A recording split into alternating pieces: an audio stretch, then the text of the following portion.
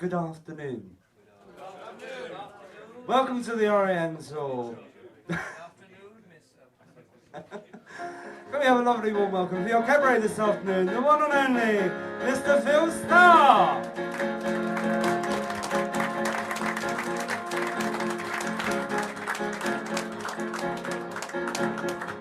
Stand well back, I'm coming through. Nothing can stop me now.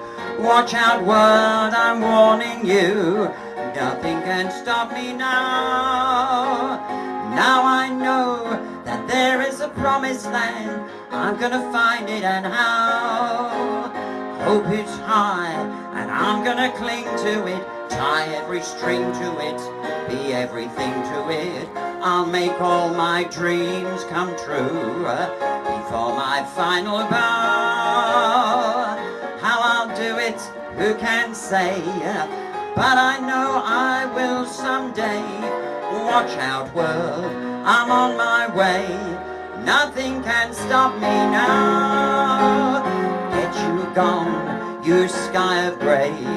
Farewell, you furrowed brow. Now my future's crystal clear. No more woes for me to fear. I'm gonna slam this world upon its ear, and I'll succeed. Yes, I'll succeed.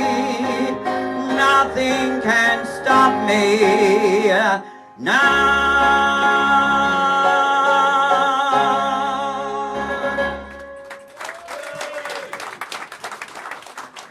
Well, welcome to another Sunday here at the lovely Oriental in Montpellier, whatever the fucking hell it is. It's nice to be in Brighton again, and actually, you'll have to forgive me today if I've got a bit of a hangover. But of course, last night I was invited to Prince Charles's bash at Highgrove.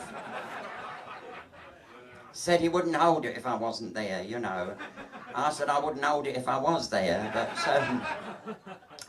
and Auntie Doris was there with me, and you know, I was ever so surprised. You know what, Doris, what a dizzy queen she is.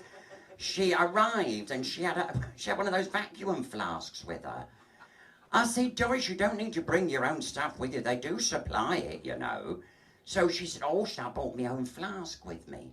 So I said, well, what for? She said, well, do you know, I've never used a vacuum flask before. And so I was reading the instructions, and she said, if you've got anything cold, it keeps it cold. And if you've got anything hot, it keeps it hot. So I said, well, I know it does. I said, what have you got in there then? So she said, 3 chalk ices and 2 cups of coffee. Silly queen. That is. The other night I was working with Doris and Maisie. We were all 3 together. And we had a wonderful show, and after the show we were just mingling with the crowd, and these 3 fellas came up to us and they said, any chance you fancy coming back with us? So I had to stop Doris rushing through the street. I said, wait for us, dear, you know. And I said, have you got somewhere? They said, we're staying in one of the local hotels. We've got 3 adjoining rooms. I said, oh, that'll be handy. So we got back to this hotel. When I got in the room with my one, you see, and I started to get my clothes off, and he said, oh, haven't you got big bones? I thought, fucking nice, innit? Start an evening off. Well, I took offence at it, you know. I shoved him out on the balcony. He got hardly a stitch on. So he said, I should freeze out here. I said, fucking freeze as far as I'm concerned. And I locked the door. And he was stuck out on the balcony. He'd only been out there 5 minutes, and the fella that was in with Maisie come flying out on the balcony. So he said, what are you doing out here? He said, oh, she was just getting her clothes off, and I just said, haven't you got a big bum? And she shoved me out here. So all of a sudden they turned round, and the one that was in with Doris come flying out on the balcony. So the one that was with me said, oh, I suppose you put your foot in it. He said, no, I fucking could have done, though.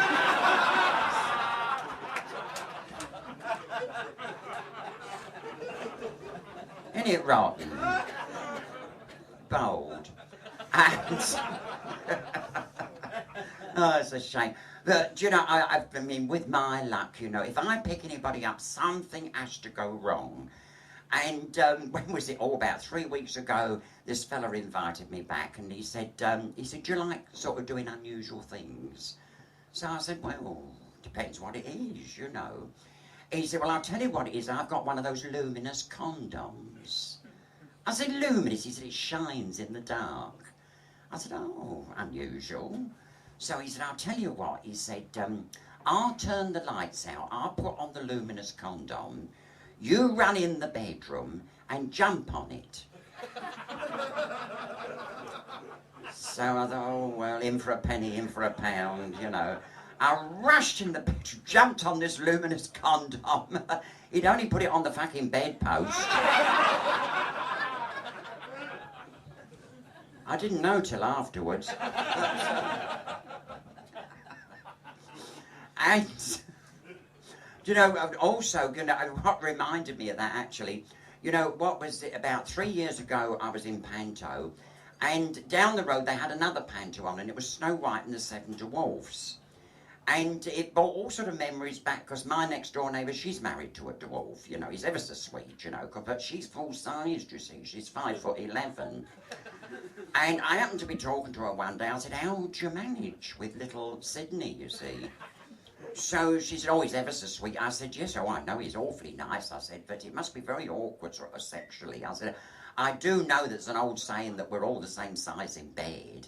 She said, oh, he doesn't like it in bed. So I said, oh, really? She said, no, he likes it standing up. So I said, well, how do you manage that? She said, oh, I stand him on a biscuit tin. She said, we don't use any contraception. I said, oh, really? She said, no. When I see his eyes roll, I'll kick the tin away.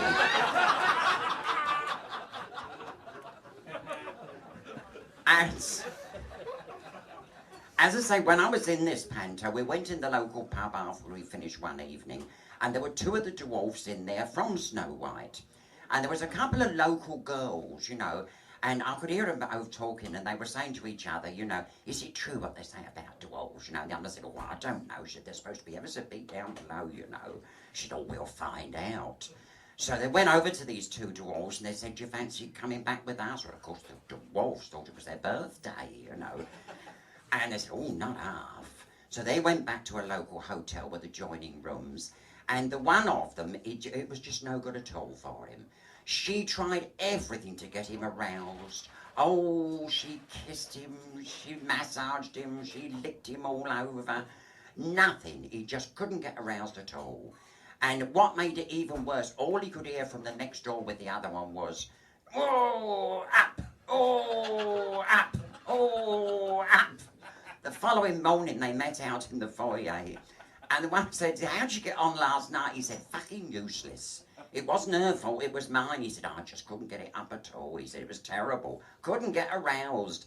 He said, but you were fucking marvellous time you had with your, hey, up. He said, fuck off, I couldn't get up on the bed.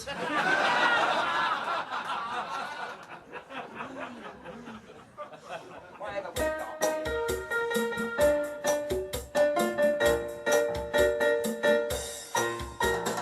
Kiss me, honey, honey, kiss me. Thrill me, honey, honey, thrill me. I don't care even if I blow my top. But honey, honey, don't stop. I'd like to play a little game with you. A little game especially made for two. So cuddle close and let me show you how. Closer, closer now. Kiss me, honey, honey, kiss me. Thrill me, honey, honey, thrill me. I don't care even if I blow my top. But honey, honey, I don't stop. We've never played this little game before, so just relax and you'll enjoy it more. Oh, cuddle close and let me show you how. Closer, closer now. Kiss me, honey, honey, kiss me. Thrill me, honey, honey, thrill me. I don't care even if I blow my top. But honey, honey, I don't stop. Honey, honey, don't stop. But honey, honey, don't stop. Cha, cha, cha. What, darling? You missed a verse out. Don't matter, dear, don't matter. They didn't matter.